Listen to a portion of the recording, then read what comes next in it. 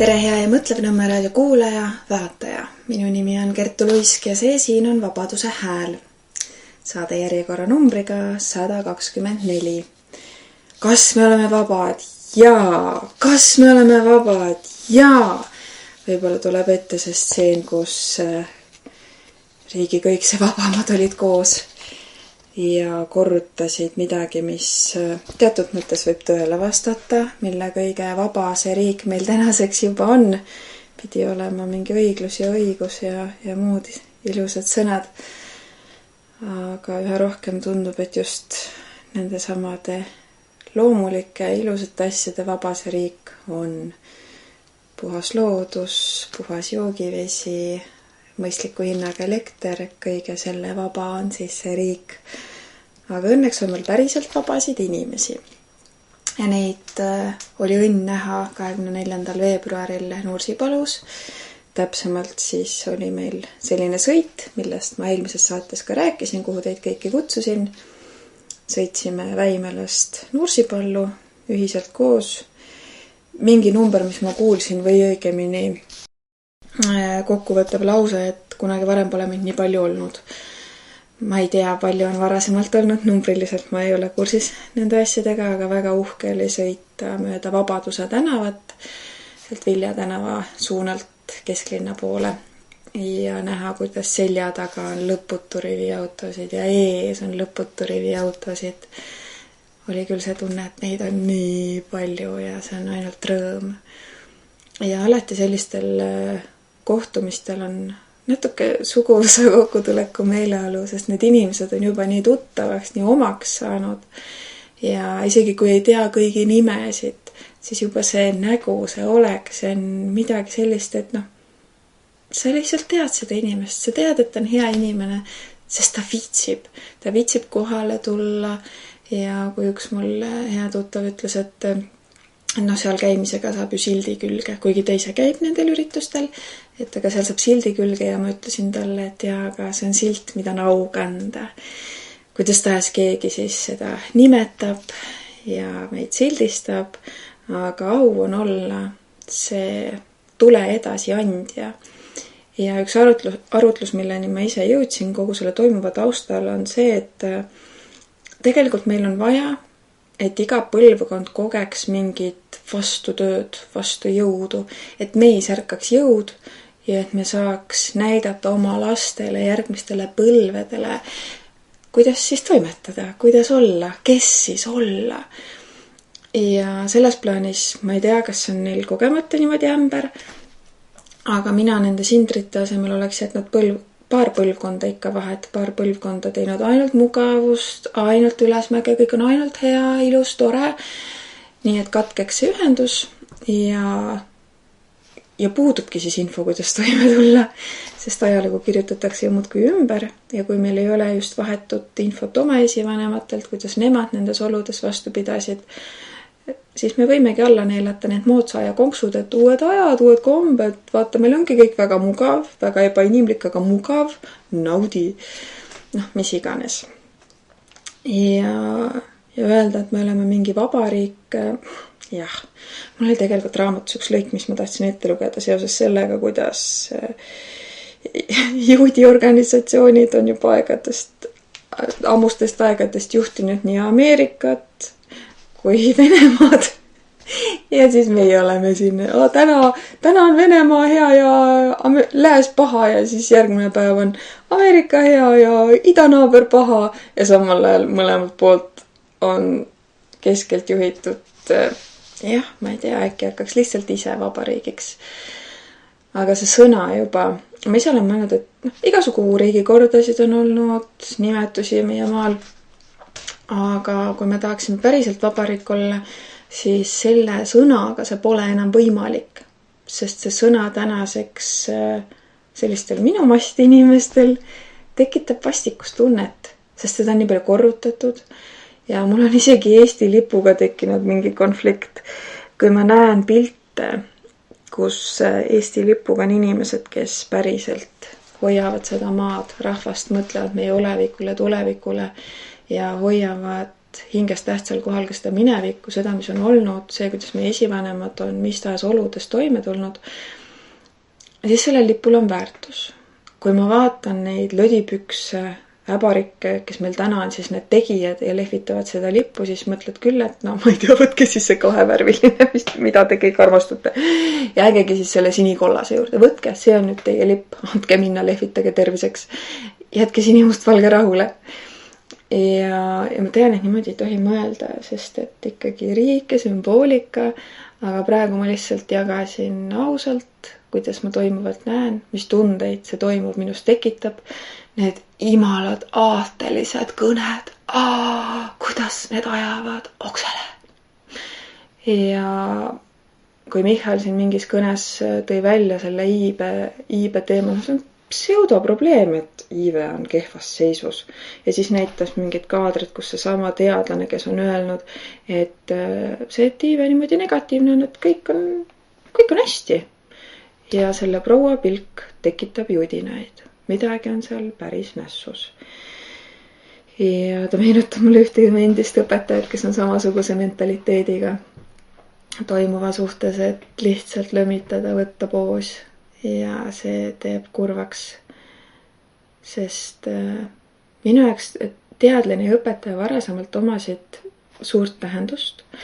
Aga kuna Covidi taustal ja kogu see, mis meie haridussüsteemis toimub, kuidas üleöö on sugusid vatku palju ja kuidas äkitselt õpetajad teevad kaasa mingit sellist lollust, nagu oli see samune Covid, kuidagi nukraks teeb, sest need sõnad samamoodi devalveeruvad siis ju teadus. See on midagi, mis peaks edasi viima, küsimusi esitama, kohe uurima, aga ei, meil on nüüd selline religioosne teadus, lihtsalt usud ja usud.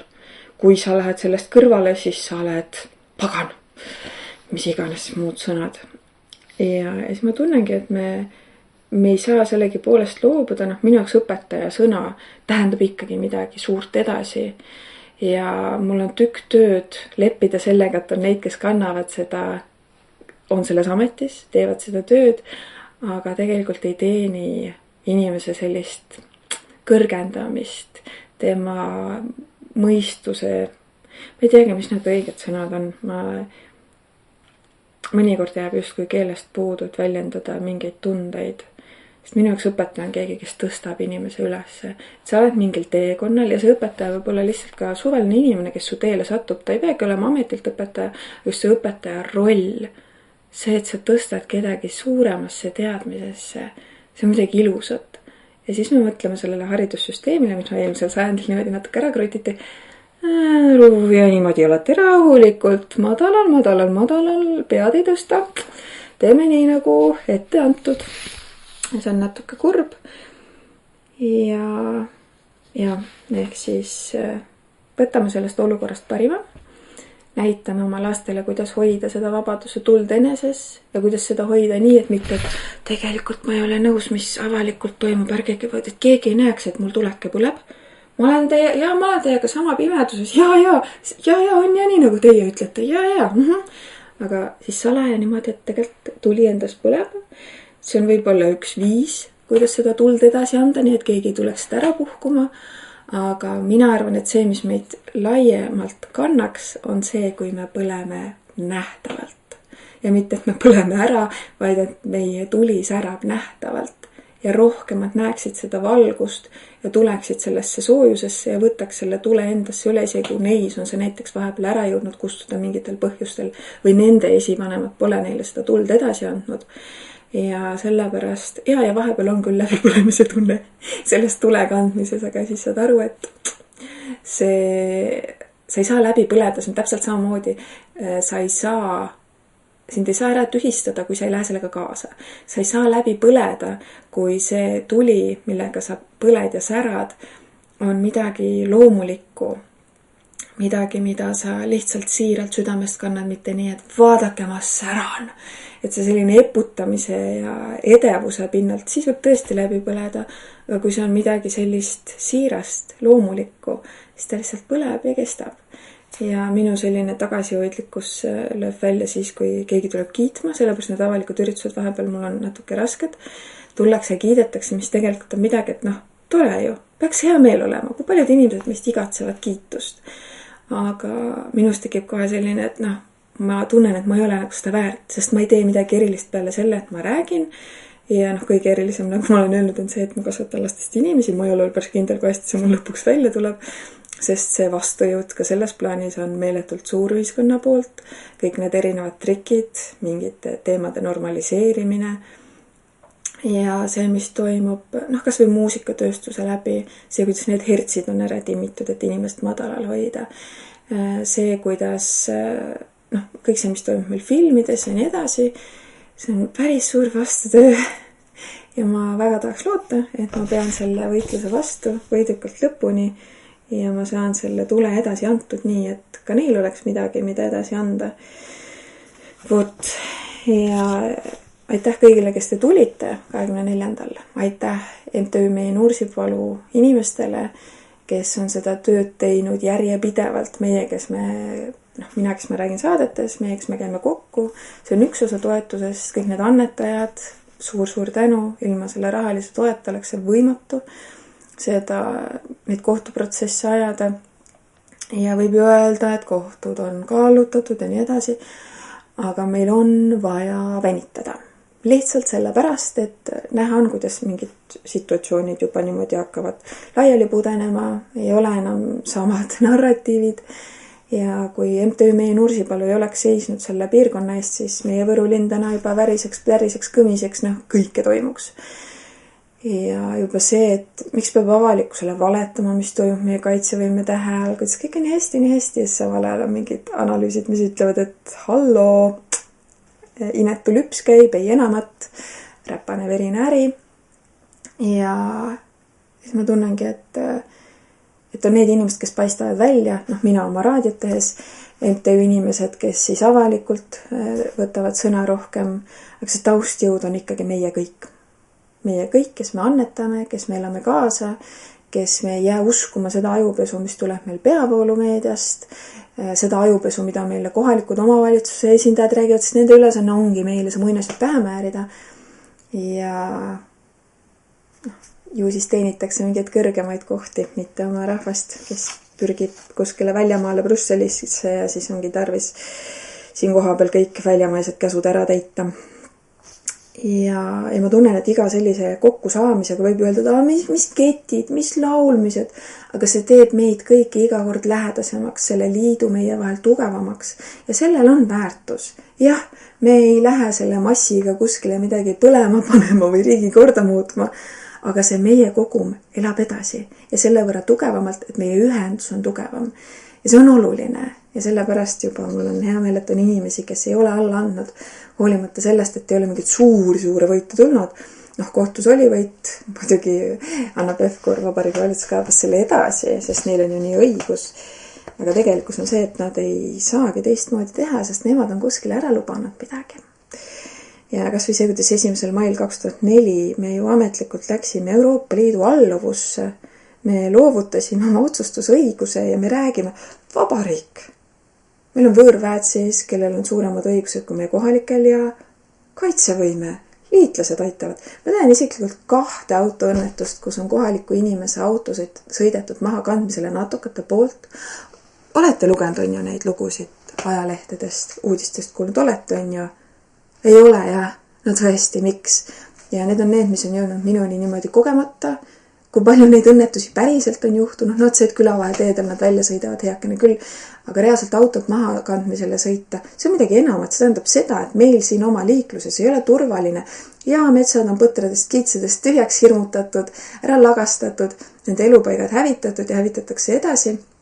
Ja siis võiks ju mõelda, et kui loomad ei jookse enam nii palju tee peale, on ohutu, aga kui sa pead olema kogu aeg valmis, et see, kes sulle vastu sõidab, lihtsalt ei oskagi tegelikult sõita ja talle meie seadused ei kehti, siis palun väga, me oleme ikka väga ohtlikusse aega jõudnud omadega selle välisabi ja liitlaste ja kaitsevõimega.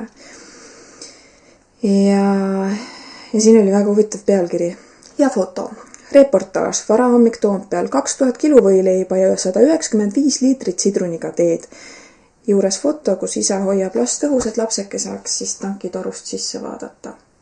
Ja see pilt võttis kuidagi hästi kokku niimoodi sümboolselt, mis meil siin toimub.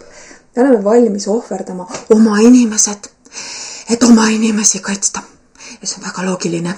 Ja kes seda loogikat ei taju, ei adu, on loll. Vot, loogikavaene. Ja sõda, see on trendikas, see on seksikas.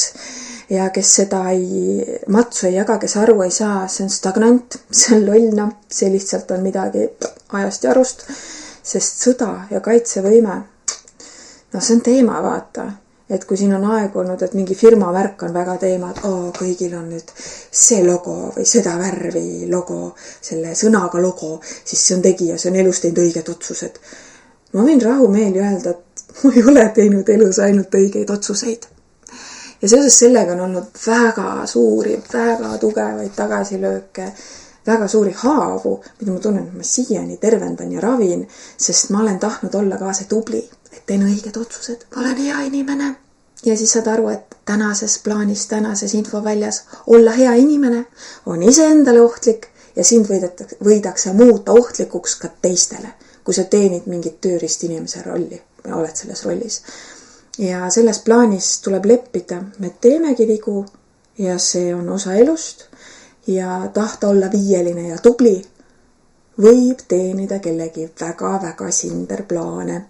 Nii et emmata seda, et me alati ei tee õigeid, avalikult aktsepteeritud otsuseid ja avaldusi ja lihtsalt elada, olla inimene oma hapruses ja nõrkustes. Ja isegi kui meie ümber on inimesed, kes ei aktsepteeri meid meie haprustes ja nõrkustes, siis mitte sinna väga kinni jääda ja arvestada, et elu algab meil endaga, endana ja see elu lõpeb meil endaga, endana.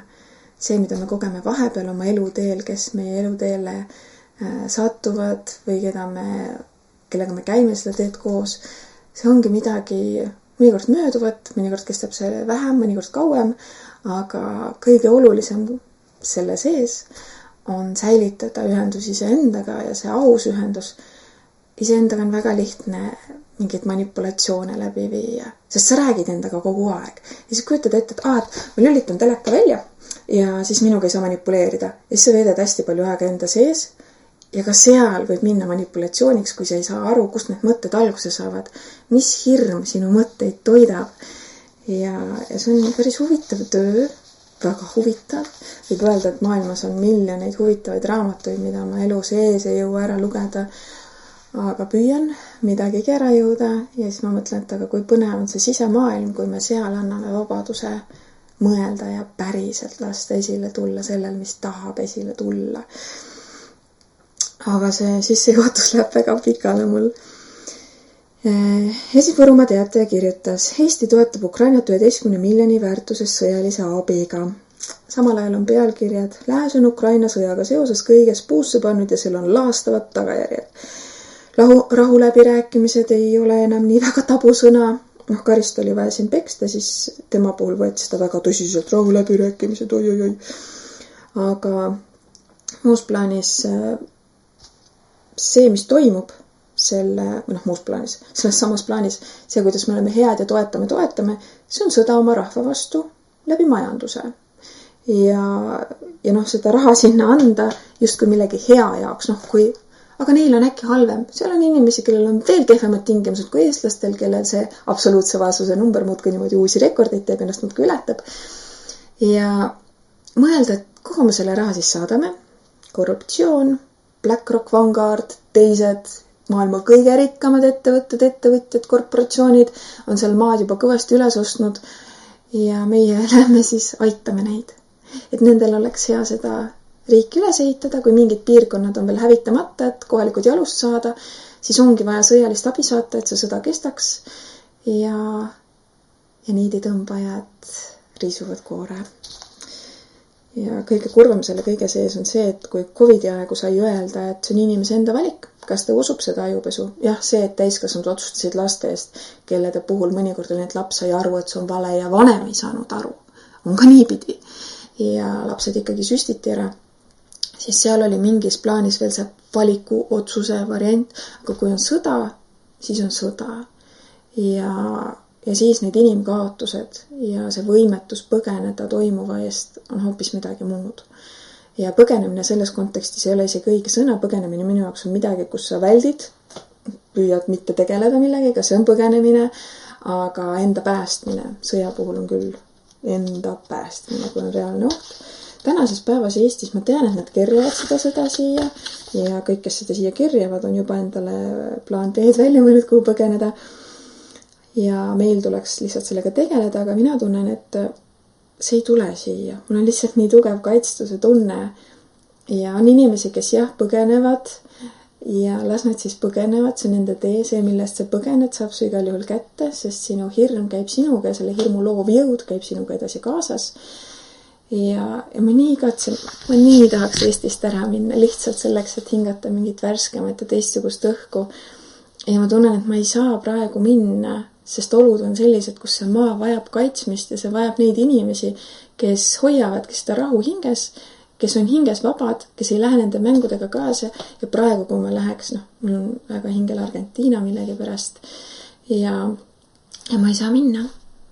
Et olgugi, et mul ei oleks üldse keeruline sättida ära see laste koduõppe teema ja ma olen selline ellujääja, mis iganes oludes, ma ei karda muutusi, olen muidugi teemast, aga sellist, et minna teise keskkonda ja kogeda seal midagi uut, mind nii paelub see mõte ja selles plaanis ma ootan, et see praegune meie kasvamise moment, kus meil on see vastujõud, et me avastaks oma jõu, ma ootan, et me läheks sellest kohast läbi ja saabuks mingi stabiilsus ja sellest stabiilsuse kohast, siis ma saan täita selle unistuse, aga senikaua ma tunnen, et ma pean siin olema, see on mulesanne.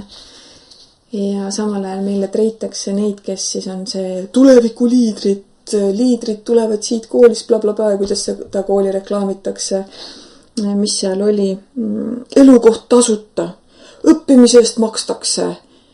Minu jaoks kõlab siuke, et lapsepõlv hakkab läbi saama, aga ebamugavaks kisub. Tule. Ja sellised lapsekesed siis hakkavad meie maad kaitsma või täitma käske, mis on absurdsed. Kas või see, kuidas meil see mets siin maha võetakse. See on tegelikult päris ohtlik, et seda tehakse. Aga tehakse ja need, kes siis pole saanud võimalust vahepeal täiskasvanuks saada ise oma elust vastutada. Ühe militariga kunagi rääkisin, militaristiga, tema oli võõrleegionites teeninud ja ta ütles, et tsiviilelu on kuramuse raske. Et kui ta tuli ära sellest militaarsüsteemist ja hakkas tsiviilelu elama, väga igatses tagasi seda, kus sul oli nii, nüüd teed nii, ei mingit ise mõtlemist. Ja sellised on siis meie kaitsevõime. Tegelikult see, kes loob turvatunde ja kaitseb, on see, kellel on endal see vaist, see jõud ja see enesekindlus. Aga kui sa oled olnud, nüüd teed nii ja üldjuhul need mundrismeed, seal paistab osad ikka see nagu eputrilla nii välja, sa oled küll asjalikus kostüümis on ju, aga see mingi eputrilla, aga kui sa oled seest tühi, siis on eputrilla siuke tunne tekib nendega. Aga on ka väga asjalikke inimesi. Tõsiselt asjalikke on sinna sisse ära eksinud, sinna unustatud. Ja ma ikka lähen väga pikale. Vabandust, ma käisin täna öösel väga-väga vähe. Ja siis ma tunnengi, et ma ei ole väga hea lugeja või nende märksõnade lugeja. 14 lehekülge sai prinditud igasugu huvitavaid noppeid. Ja kuna mul tuttaval on niimoodi pidavalt, on niimoodi, et nende maale tullakse neid harjutusi tegema, aknalt sõidetakse läbi ja temas oli täiesti selline nagu haletsus nende suhtes, kes on meie siis need nii-öelda kaitsjad. Ta oli ise haige, lapsed haiged ja siis ta vaatas aknast, kuidas üks nendest sõdurpostjast siis nuuskas ja mõtles, tal on ka ju nohu ja tema peab õues olema. Ja selline tegelikult ongi siis täna meie see kaitsevõime, et me ise ka nagu väga ei usu sellesse enam. Ja kui siin öeldakse, et mis mõttes sinu mees või sinu poeg ei lähe Eestit kaitsma, palun väga kahuri lihaks, kes seda kodu siis edasi kaitseb. Milleks minna sellisesse surma? Minu arust on kodukaitse number 1 ja kunagi Timo Kalaus käis välja üligeniaalse idee. Piiriala kõik, elamuid täis. Kui igas kodus on olemas siis see kodukaitse võimekus, piir on väga palju rohkem kaitstud kui need mingid kraavid, kuhu ma ei tea. Pane mingi sillahakatis peale, oled kohe üle, aga vahepeal keegi kraavi kaevaja on raha saanud ja tal ka pere toita. Kindlasti olid seal mingid väga kulukad projektid vahel ja inimesed teenisid. Kas sellest teenis meie kaitsevõime? Ebaviisakas on nii tõsisel teemal naerda, aga tõsiseks jääda nii piinlikul teemal, nii piinlikult teostatud kaitse juures on keeruline. Ja siin oli Georg Kirsberg kirjutas päris huvitava lugemise, mis ma teiega jagan.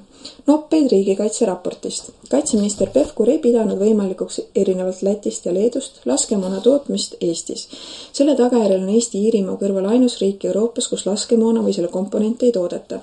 Ma nüüd ei tea, mis seis hetkel on Pärnuga, seal mingit kaitsetööstust taheti hakata püsti panema, aga see on ka võib-olla mingi siuke riiulifirma või justkui kaitsevõime. Ma ei ole sellega tänasel päeval nii hästi kursis, sest siin mängitakse ka seda, et mingi idee visatakse õhku, tuleb vastukoja, tõmmatakse korraks justkui tagasi, aga lihtsalt niimoodi nagu ragulkaga ja siis see kuum venib ja siis lendab. See mõte lendab, teostus lendab ja äkitselt on siuke, tehtud. Sellepärast ongi see MTÜ Meie Nursipalu töö meeletult tänuväärne. Ma ei väsi tänavast kõiki teid, kes te annetate, sest tänase päeva seis on see, et annetusi on natuke puudu ja kellel vähegi võimalik on, mina olen väga tänulik ja MTÜ Meie Nursipalu inimesed on ka väga tänulikud. Sest et see töö pidevalt jälgida neid metsateatisi, neid vahepeal tehtud otsuseid, see kui vahepeal taheti see süsteem lausa kinniseks teha, et ei saaks jälgida, sellega võitlus, see on meeletult suur töö. Et ei saaks vahepeal keegi seda kummi niimoodi vinnastada, et see liitakas käiks äkitselt. Ja jätkan. Eesti kaitsetööstus on paraku vaid lobiskeem, mille eesmärk on pumbata välja riigi toetusi, mitte toota riigile kaitsevarustust.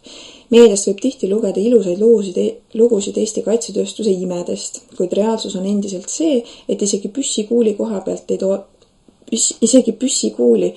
peal toota ei suudeta. Eriti hea on veel see, et nimetatud raportis tuuakse esile Milremi petuskeem, mille käigus ettevõtte loojad omastasid suures koguses riigilt saadud toetusi, sest selle abil pumpasid nad ettevõtte väärtuse ülesse ning müüsid selle seejärel maha, kuid saadud raha lükkasid oma kukrusse, mitte ei tagastanud varasemalt riigilt saadud toetusi. Ja müüdi Milrem veel AÜE riiklikule kaitsetööstuse grupile EDGE, millel on ühtlasi head suhted Venemaaga. Ehk siis mitte miski ei välista, et Milremi toodangut, mida töötati välja Eesti maksumaksja rahadega, hakatakse tarnima Vene sõjamasinale.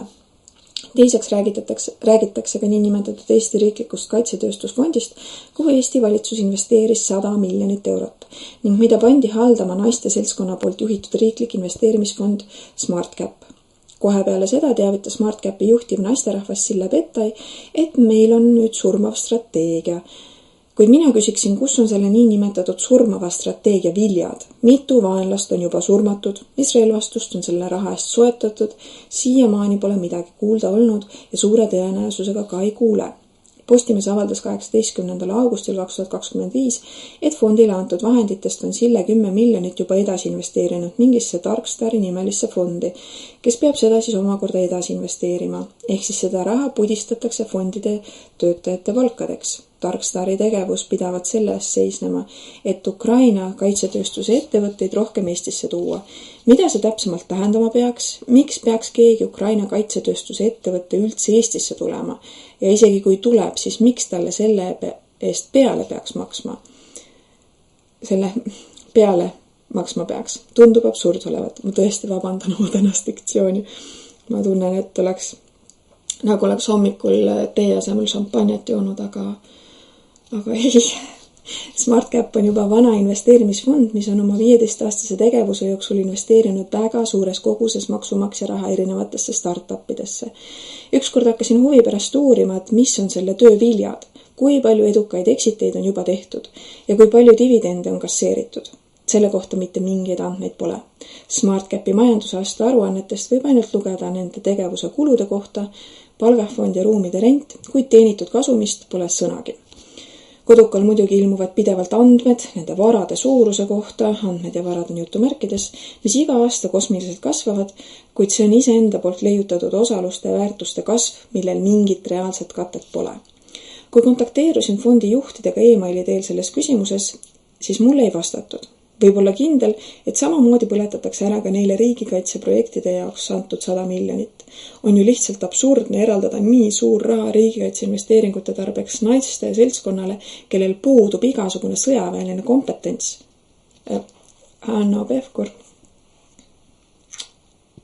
Ei ole ka nagu, okei, ma ei hakka, ta oskab vähemalt rohelise kostüümi selga panna ja teha näo, nagu tema oleks ka sõjas. Kui seda kord Facebookis kritiseerima hakkasin, siis lendas kohe kohale kindral Herem, kes SmartCapi naiste kaitsele ambrosuurile viskus. Tema ei näe selles mitte mingit probleemi, et riigikaitsele eraldatud 100 miljonit naiste kätte läks, kellel oma elus sõjaväega mitte mingit pistmist pole olnud. Riigikaitseraportis antakse SmartCapi tegevusele selline hinnang. Tuleb tõdeda, et nimetatud fond ei suuda luua orgaanilist sidet ettevõtluse edendamise ja kaitseväe võime planeerimise vahel. Edasi võib raportist lugeda, et hooldushankeid on sageli võitnud sisuliselt riiuli ettevõtted, kelle omanikud on hankeprotsessidega hästi kursis ja oskavad süsteemi nõrkusi ära kasutada, rakendades võidu korral alltöövõttu. Ligi 42 miljoni euro suuruse sõidukite hooldushanke võitis riiulifirma Defrem. Pealtnägija 10. mai 2023. Allikaks.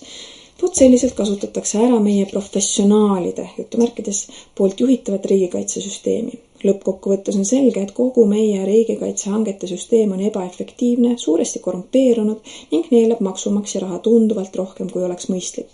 Samasugune mõttetu lobikoht on Eesti Kaitse- ja Kosmosetööstuse Liit EKTL, mida riigi rahadega küll üleval peetakse, kuid kogu oma pika tegevusaja jooksul mitte ühtegi reaalset tulemust pole ta luua suutnud. EKTL on Taavi Veskimäe järjekordne lobiprojekt, mille abil koguda omale feimi ning sealt saadava palga näol ajada raha oma kukrusse. Sama nagu Eleringi juhi koht, mis temale isiklikult oli väga tulus, kuid maksumaksja jaoks oli kogu Eleringi loomine võrdne riigi strateegilise kahjustamisega. Selle abil viidi Eesti elektrihind lihtsalt võõrvõimude kontrolli alla, millega Eesti rahvast röövima hakati. Samuti oli Veskimägi Milremi aktsionär, kes sellest kõva kasumit kasseeris, kui riigi toetuste abil üles pumbatud ettevõtte araablastele maha müüdi. Uskumatult suur osa Eesti elektri- ja kaitsetööstust teenib Veskimäe isiklikke huve. Riigikaitse raport annab EKTL osas järgmise hinnangu. Ei ole põhjendatud käsitleda EKTL-i, ehk siis Eesti Kaitse- ja Kosmosetööstuse Liitu kui riigikaitse arengusse panustavat organisatsiooni ning selle rahastamine riigikaitse eelarvest ei ole õigustatud. Liitu tuleks kohelda samadel alustel kui teisi erialaliite, mis tegutsevad eeskätt oma liikmete majandushuvide edendajana, mitte riikliku kaitsevõime süsteemse osana. Minu jaoks oli see jutt kaunis lihtne ja loogiline, aga sellegi poolest leidub kindlasti neid, kes mida, kuidas, kõik on ju hästi. Üldjuhul on need, kes kas saavad kasu toimuvast verisest räpasest sõjaärist või on need, kes tahavad loota, et me oleme kaitstud. Ja kellele sa ikka loodat, kui mitte riigile ja valitsusele. Kellele veel on ju? Ja kindlasti on ka neid, kes naised, miks ta muudkui rõhutas naised. Ja siin, mul oli ka selline, et nimi Sille, et miks seal peab ette ütlema, et naisterahvaga on tegemist, arusaadav ju. Ja mina selles plaanis olen nõus, et on ametikohti, kus peaksid olema mehed. Ja see, kuidas meid on programmeeritud need rollid sassi ajama, et ei ole enam naiste ja meeste rollid. Ja väga tore, kui mees kodus aitab nõusid pesta, on ju. Aga see on midagi muud kui see, et me täiesti tohuvapuhusse omadega lähme. Et kodus toimib see selles mõttes harmooniliselt, et kui mingi moment sa näed, stiilis, et ahjud on kütta ja parasjagu endal on see võimalus, teed seda. Niisamuti võib mees teha mingeid naiste asju, aga sellises suuremas plaanis naised ajavad mingit sõjatööstuse asja. Siin Madissoni raamatust, kui ma lugesin, et mingi kanadalanna oli olnud lendur, et tuligi siia niimoodi tapma, siis ma mõtlen, et naisterahvas, et kui mehed veel on kuidagi teistsuguse ajuehitusega ja neis on mingit siukest julmust ja sõjardlikkust, kui nad on niimoodi ära programmeeritud ennast kaitsma, et ennast kaitsta ma pean tapma, on ju. Aga naisterahvastel ma kuidagi mõtlesin, et neil on keerulisem seda programmi peale panna, et neil on see empaatiline pool lihtsalt niivõrd tugevam looduse poolt. Aga jah, meil on üks esiempaat, kes väidetavalt on lausa üle võlli empaatiline ja see on päris julm, kuidas ta siis toimetab. Et võib-olla need ongi need liiga empaatilised naised, kes on valmis tapma süütuid inimesi, kes ei ole valinud minna kuskile teenistusse ja sõjamängudesse, vaid kes lihtsalt viibivad valel ajal vales kohas. Ja kui palju ilusam ja väärtuslikum oleks maailm, kui naised oleksidki kodudes lastega, kus lapsed saavad jagada oma muresid, hirme, rõõme ja see ema on nende jaoks olemas. Kui palju tervemad inimesed kasvavad siis peale. Ja siin sellesse väljavaates on sisse kirjutatud see, et mingi hetk lapsed ei vaja enam sind nii palju ja sa oled siuke, kes ma siis olen, siuke väike identiteedikriisik, on ju. Mul endal, ma lugesin hiljaaegu, et ema kasvab sellest lapsega tegelemise faasist välja 5 aasta jooksul. Siis ma hakkasin arvutama, et siis ma sain 1., 2., 3., 4., vahepeal ei ole 5 aastat pausi olnud, ehk siis mul saab päris huvitav olema see äkitselt, kui lapsi enam ei peaks sündima ja ma olengi, et kes ma siis olen. Väga põnev, aga see on võimalik. Minu ema läks ülikooli näiteks peale lapsi ja kui ta oli lapselapsi ka veel tükk maad jõudnud aidata kasvatada. Ja mul on endal see tunne, et ma ootangi ära selle aja, kui ma tunnen, et ma läheks lihtsalt loodusega vastuollu praegu, kui ma paneks meeletu ressursi mingisse koduvälisesse teemasse. Loodus näeb ette, et ema oma selles viljakas vanuses tegelebki lastega, on nendele olemas ja annab neile võimalikult tugeva vundamendi. Ja ma tean, et mõne jaoks see kõlab, nagu ma süüdistaks naisi, et miks te ei ole kodus. Ja ma saan aru, et see ei ole ainult naiste teha. See eeldab ka meeste kvaliteeti, et naine saaks ennast kodus tunda turvaliselt, et ta teab, tema see selline materiaalne tagala on kindlustatud. Et ta ei pea muretsema selle pärast, et äkki midagi läheb nässu ja siis sul ei ole sissetulekut, sul ei ole näiteks oma kinnisvaragi, kus elada, rääkimata mingist püsisissetulekust, kui sa oled ikkagi tööturult olnud lastega seoses väga kaua eemal. Ja ma tahaks näha rohkem neid lugusid, kus need terved pered jagavad oma trikke, kuidas see on võimalik ja ilustamata, kuidas minna läbi kriisidest, sest ongi need äärmused, kus meil on meedia, mis muudkui pasundab, kuidas see lahutas, too pettis ja nii edasi. Ja siis aeg-ajalt näidatakse mingit perekonda, kellel on idüll, kõik on nii hästi. Ja inimesed, kes on elu näinud, nad ei seosta ennast väga selle idülliga. Ja ilus, unistuse ja eesmärgina väga ilus, aga päris elu sisaldab ikkagi väljakutseid. Ja siis kuulata neid lugusid, kuidas on need väljakutsed ületatavad. Ja võimalik üldse, et sa tuled mingist kriisist välja, mis sel hetkel need täielik hapniku vaakum, sul ei ole nagu hingamisruumigi, see kõik neelab endasse. Ja nendes kriisikohtades, kuidas siis säilitada see harmooniline kodu ja terviklikkus. Et seda tahaks. Ja ma tean, et see on ise enda asi ka, et lihtsalt otsi ja uuri, aga ma lihtsalt mõtlen sellise laiema pinna pealt, et üks asi on ise hoida ja luua seda kodu, aga siis mõtled oma lastele, kes lähevad siia maailma ja mis siin ümberringi, mis valitseb nende ümber. Ma tahaks sellesse ka mingi mõjutuse anda, et nende tuleviku ümbrus oleks tervem ja loomulikum. Ja ma vaatan, kus ma nüüd pooleli jäin omadega. Aga see, et meil on tänapäeval kuidagi mehed nõrgemaks jäänud, see on osa nende tugevamate naiste töö. Et naised lihtsalt kohastuvad, et olla tugevad ja siis tulevadki peale ka mehed, kes mõtlevad, mis ma siis taidlen, kui see naine oskab paremini mees olla kui ma ise. Ja siis on mingi hetk avastasin, kuidas naiste hääled on muutunud. Ja see oli kuidagi selline, et kas see on kuskilt maalt teadlikult manipuleeritud, et mingid naised ees. Või on kunagi mingi, mulle ei tule selle ettevõtte nimi meelde. Kaja Kallas on hea näide, kes räägib ka niimoodi madalamalt ja me hakkame kopeerima. kui me kuuleme kedagi rääkimas. Ja siis üks laul, mida ma praegu õpin, siis ma laulan seal nii madala häälega, sest see laulu laulab mees ja ma sain ka aru, kuidas me lähmegi selle kopeerimise pealt nagu ise ka sinna rolli sisse. Ja siis ma kuulen järjest naisi, kes räägivad ja siis ma täitsa nagu teadlikult olen otsinud, et kes räägiks sellist nagu naiselikust kohast. Ja sest et meie võimuses on muuta seda, kes kasvavad peale, aga me ei saa niimoodi, et ja teist ma vormin nüüd ideaal tulevikku, kui me ise seal sees ei tee juba ise neid vastavaid samme. Ja mulle üks või kingiti raamat Nekrassov Tugev naine, ma vist olen seda siin saates ka soovitanud, kus Nekrassov tõi kenasti välja, kuidas naised, meestes pettunud naised kasvatavad oma poegadest täpselt samasugused. Ja mis momente märgata ja üldse see meestes pettumine, see on ka selline teatud mõttes põgenemine, et sa, nüüd on kõik. Aga märgata, kuidas sa ise taas lood neid mehi läbi enda mingite selliste hirmude, siis märkadki, et see oli samasugune nagu see eelmine. Miks ta on? Kas see on kuidagi mingi jumala vingerbuss või see on lihtsalt eneses lahendamata teemad, mis kandikul niimoodi, et kuule, sul on see pooleli, et miks sa sellega ära ei tegele ja sina oled siuke, et see on võimatu. See on kellegi teise asi üldse. Aga siis, kui on see ruum iseenda vastu olla aus ja endaga mitte manipuleerida, siis saad aru, et oi, et see on täitsa minu võimuses nende asjadega tegeleda.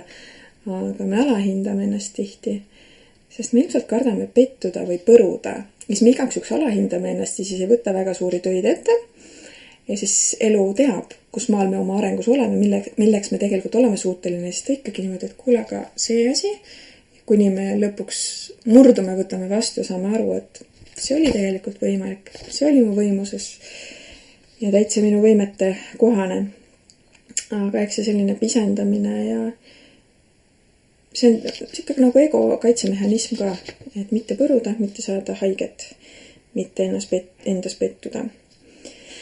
Ja vaatame kindlasti võtteteemasid täna rääkida. Üks hästi oluline teema, millest ma tahtsin rääkida, on see, mis toimub meil praegu tervise teemal.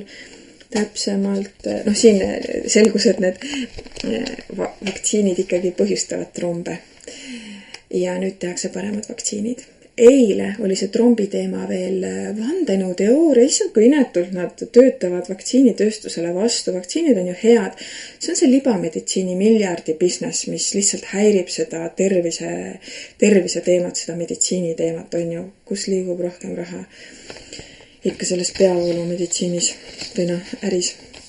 Ja nüüd, kui tunnistatakse ja lubatakse teha paremaid, et ei oleks trombe, siis samal ajal on välja tulnud COVID-süstide ja neuropsühhiaatriliste häirete vahel on tugev seos. Psühhoos 440 korda tõenäolisem, dementsus 140 korda, skisofreenia 315 korda. Täna on see vandenõu ja homme öeldakse, okei, me edasi teeme paremaid. Aga täna need inimesed, kes on juba kahjustada saanud, need inimesed, keda kahjustatakse täna jätkuvalt, võiks kuulata neid, kes räägivad homseid uudiseid. Ennast säästa sellest kõigest. Ma tean, et saade on täna pikale läinud, aga sellegipoolest 20. veebruaril vaktsiinikahjustustega lastevanemate ühing jagas ühte väga väärtuslikku postitust seoses sellega, kuidas meie lapsi suunatakse muudkui süstima, isegi kui MAC ei luba, MAC on rumalad, MAC lihtsalt ei ole meditsiinis nii targad. Ja siis hinnatakse selle vestluse põhjal, kas see laps on võimeline ise otsustama. See laps, kes isegi ei tea neid kõiki sõnu, ta lihtsalt kuulab ära ja tahab ka hea ja tubli olla ja see 5 on ju. Ja arusaadav, miks see mäng nii käib. Aga see postitus, ma loen selle ikkagi ette, kuigi mu tänane diktsioon. Pidage vastu. Ma annan endast parima. Postitus näeb välja selline 20. veebruaril postitatud. Meid tühistatakse igal sammul. Vaktsiinikahjustusega lastevanemate ühingu poole pöördus õpetajate lehe ajakirjanik kommentaari saamiseks alaealiste vaktsineerimise ja vanema nõusoleku teemal. Esitasime põhjaliku kirjaliku seisukoha, mis ajakirjaniku kinnitusel edastati toimetusele ning oli algselt artikli sees. Lõppversioonis oli meie seisukoht aga täielikult eemaldatud. Ajakirjaniku selgituse kohaselt oli tegemist toimetusliku otsusega ning tema soovis kajastada kõiki osapooli, kuid see seisukoht ei jäänud peale.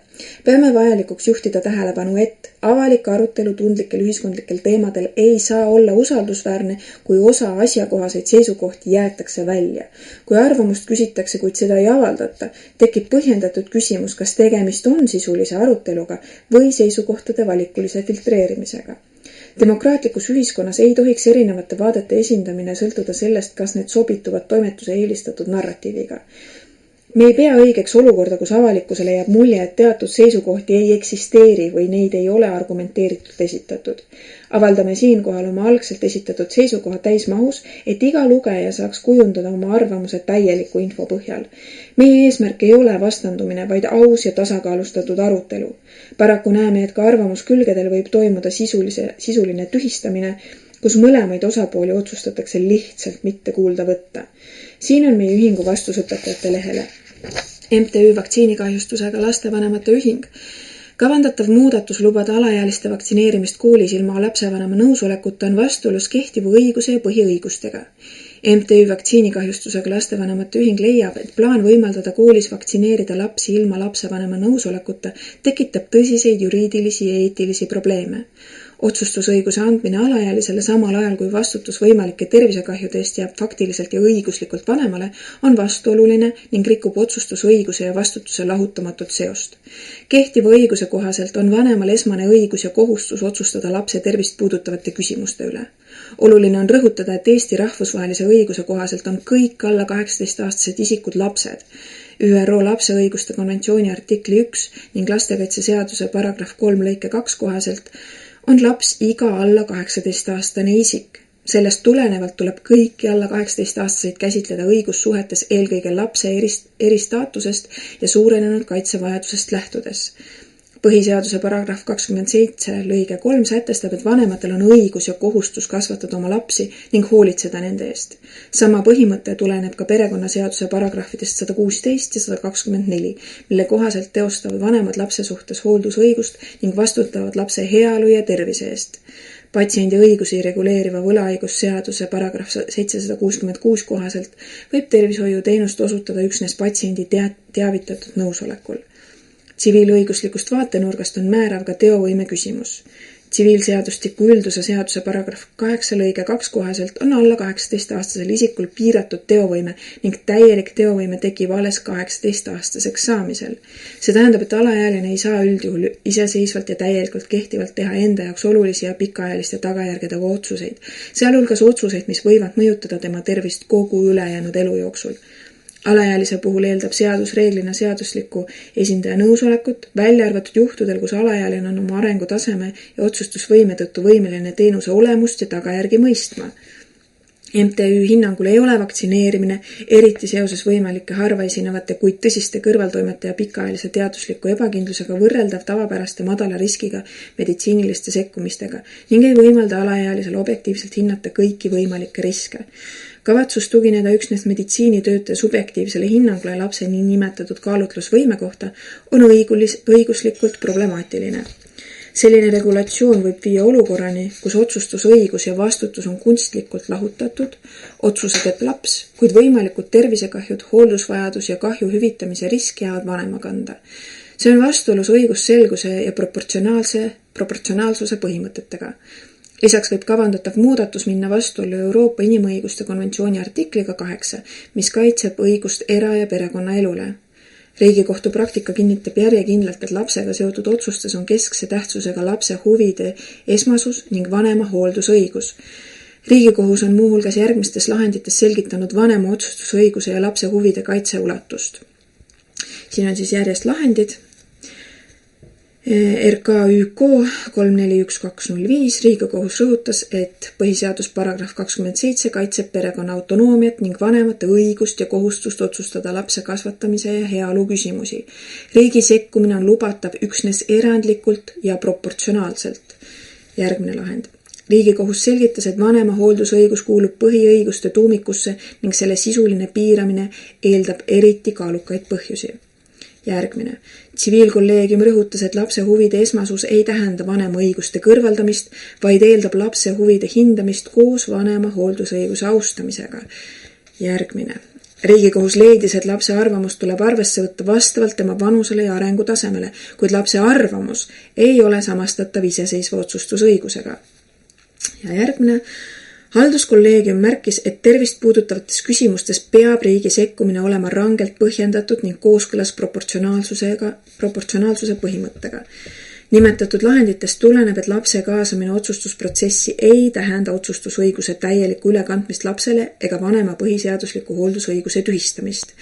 Riigikohtu praktika seos vaktsineerimise otsuse riskiprofiiliga. Riigikohtu lahenditest tulenevad põhimõtted omandavad vaktsineerimise otsuse kontekstis erilise kaalu just seetõttu, et tegemist on ennetava meditsiinilise sekkumisega, millel võib olla pöördumatu ja pikaajaline mõju lapse tervisele. Erinevalt tavapärastest lühiajalise mõjuga tervishoiuteenustest ei ole vaktsineerimise puhul võimalik sekkumist tagasi pöörata ega hiljem otsust korrigeerida.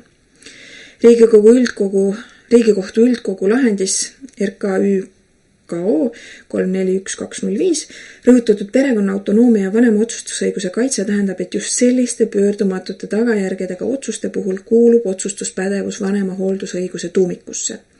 Mida intensiivsem ja pöördumatum on võimalik riive lapse tervisele, seda suurem on põhiseaduslik kaitse vanema otsustusõigusele. Lahendis RKPJKO 3411315 selgitatud põhimõte, mille kohaselt vanema hooldusõiguse sisuline piiramine eeldab eriti kaalukaid põhjusi, tähendab vaktsineerimise kontekstis, et riik peab tõendama mitte üksnes meetme kasulikkust üldises plaanis, vaid ka seda, et vanema kõrvalejätmine on vältimatult vajalik ning puuduvad leebemad alternatiivid. Ennetava ja pöördumatu sekkumise puhul ei saa seda kriteeriumi pidada täidetuks. Tsiviilkolleegiumi lahend RKTKO 321-143-15. Neid viited saate ma ise jagasin oma Facebooki lehel ja ka vaktsiinikahjustusega lapsevanemate ühingu lehel on need kõik kenasti loetavad. Aga mõtlesin, ma kergendan teie vaeva ja loen ette, sest siin on tegelikult väga pärleid. Lahend kinnitab, et lapse huvides esmasus ei ole abstraktne loosung, vaid konkreetne kaalumisülesanne. Lapse huvides ei ole asetada talle otsustuskoormust olukorras, kus isegi täiskasvanutel puudub täielik teaduslik kindlus võimalike pikaajaliste mõjude osas. Selline riskide ülekandmine lapsele on lapse huvide esmasuse põhimõttega vastuolus. Järgmisest lahendist tulenev seisukoht on, et lapse arvamust tuleb arvesse võtta vastavalt tema vanusele ja arengutasemele. Ja see ei anna alust järeldada, et laps võiks kanda vastutust pöördumatu meditsiinilise otsuse eest. Vaktsineerimisotsuse pikaajaline potentsiaalselt elukestev mõju ületab objektiivselt alaealise kaalutlus- ja vastutusvõime piiri. Halduskolleegiumi lahendis RKH KO 3318614 rõhutatud proportsionaalsuse nõue tähendab tervist puudutavate otsuste puhul, et mida suurem on võimalik kahju ja mida pöördumatum on sekkumine, seda rangem peab olema õigustus.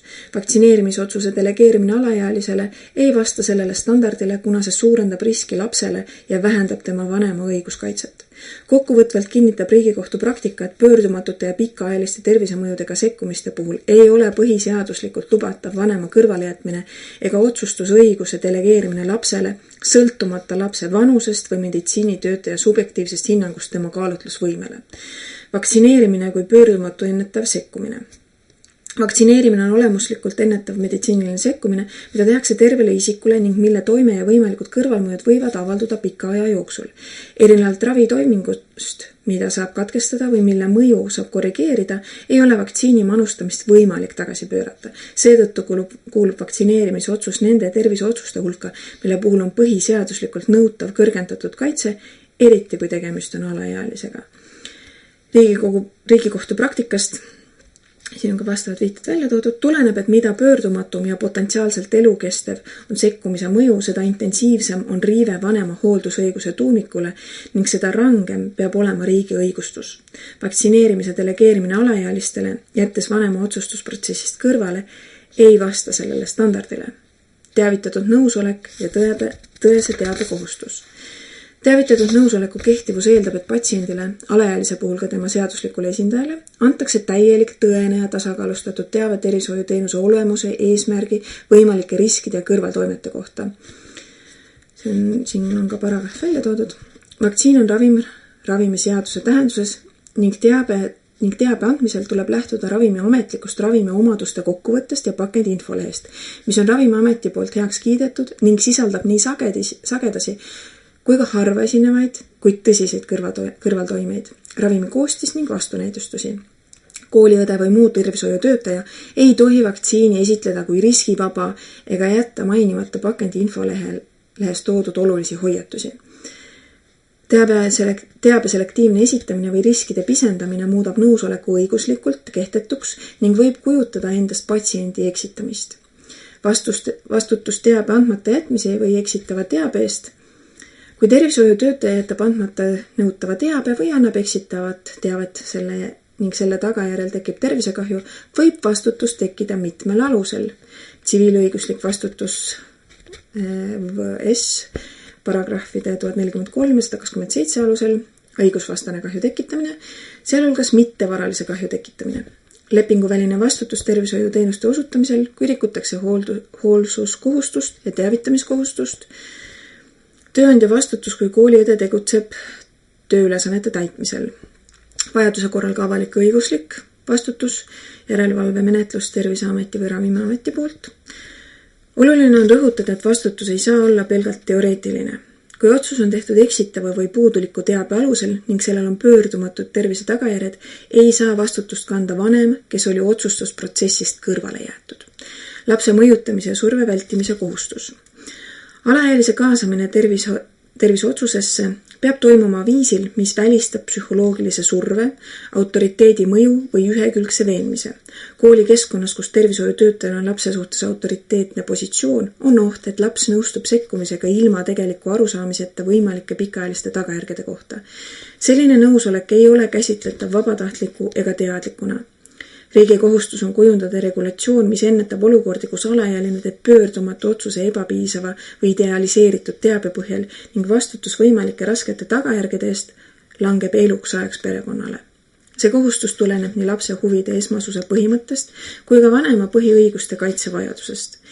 Riigikohus on korduvalt rõhutanud, et vanema hooldusõigus hõlmab õigust ja kohustust teha lapse isikut ja tervist puudutavaid otsuseid ning riigi sekkumine sellesse õigusesse on lubatav üksnes erandlikel juhtudel selge õigusliku aluse olemasolul ja ranged proportsionaalsuse põhimõtet järgides. Samuti on Riigikohus leidnud, et lapse arvamust ja kaasatust tuleb arvestada vastavalt tema vanusele ja arengutasemele, kuid see ei tähenda lapse täieliku otsustusõiguse ülekandmist olukordades, kus otsus võib kaasa tuua pöördumatuid või pikaajalisi tagajärgi. Riigikohtu praktika kohaselt ei saa lapse huvides kaitse tähendada vanema põhiseadusliku hooldusõiguse sisulist tühistamist ega vastutuse nihutamist vanemale olukorras, kus otsustusõigus on temalt ära võetud. Riigikohtu seisukohtadega on kooskõlas arusaam, et alaealise piiratud teovõime ei ole pelgalt formaalne piirang, vaid sisuline õiguskaitsevahend, mille eesmärk on kaitsta last ebamõistlike riskide ja tagajärgede eest. Sellest tulenevalt peab lapse tervist puudutavates kõrge riskiga otsustes säilima vanema otsustav roll. Euroopa Inimõiguste Kohtu praktika kohaselt hõlmab see sättega vanema õigust osaleda lapse tervist puudutavate otsuste tegemisel. Riigi sekkumine sellesse õigusesse peab olema seaduslik, legitiimse eesmärgiga ja proportsionaalne. MTÜ vaktsiinikahjustusega lastevanemate ühingu hinnangul ei ole vanema nõusoleku kõrvalejätmine sellisel kujul proportsionaalne meede. Rahvusvaheline praktika näitab, et vaktsiinikahjustuste kahtluse korral lasub tõendamiskoormus sageli peredel, mistõttu on eriti oluline, et otsustusõigus ja vastutus oleksid kooskõlas. Kui riik peab vajalikuks vaktsineerimisotsuse tegemise lihtsustamist, peab sellega kaasnema ka selge vastutusmehhanism ning toimiv ja õiglane kahjuhüvitussüsteem. MTÜ vaktsiinikahjustusega lastevanemate ühing juhib tähelepanu ka sellele, et valitsuse kavandatav lähenemine on sisemiselt vastuoluline. Ühelt poolt eeldatakse peredelt võimalike kahjude kandmist ja tõendamist, teiselt poolt piiratakse vanema õigust teha teadlik ja kaalutletud otsus oma lapse tervise üle.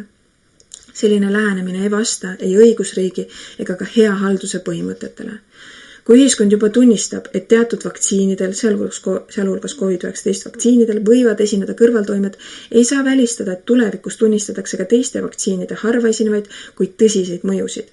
Just seetõttu on eriti oluline, et lapse tervist puudutavad otsused tehakse koostöös vanematega, mitte nende kõrval jättes. MTÜ vaktsiinikahjustusega lastevanemate ühing leiab, et enne selliste muudatuste vastuvõtmist on vältimatult vajalik avatud ja sisuline ühiskondlik arutelu ning seadusega ette nähtud täieliku, tasakaalustatud ja arusaadava teabe tagamine ning nii lastele kui ka lapsevanematele. Kavandatav regulatsioon vajab sisulist ümbervaatamist, et tagada lapse huvide esmane kaitse ning vanemate põhiõiguse austamine. Alternatiivne õiguslik rangem käsitlus halduse põhiseaduslikuks vaidluseks. Siin on nüüd terve ports väga olulisi punkte, aga me oleme juba jõudnud. Siin oleme punktide pealkirjad. Siin on punkt 1 põhiõiguse riive ja selle intensiivsus. On lahti kirjutatud. Teine punkt lapse kui erilise kaitse objekt.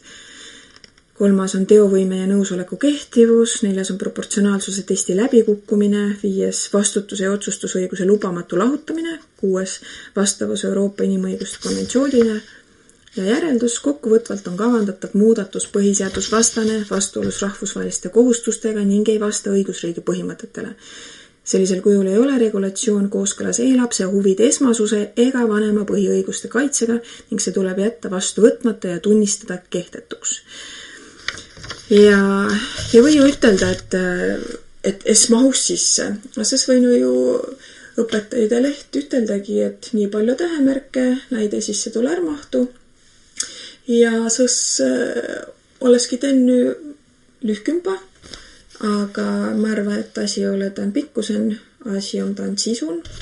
Ja tollen kotussen, et ma ilda sai arvu, et kui nüüd vaktsiin äri kõiki muud on väga palju valgust menny.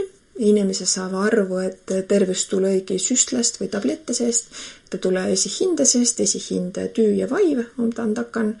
Ja ka sääne huulmine esihinde suhten, sest nuukia inemp ei lase hinnest vaktsiiniiri nakkava nagu välja paistuma. Tuun mõtten, et naarisu oma vaju tervempä.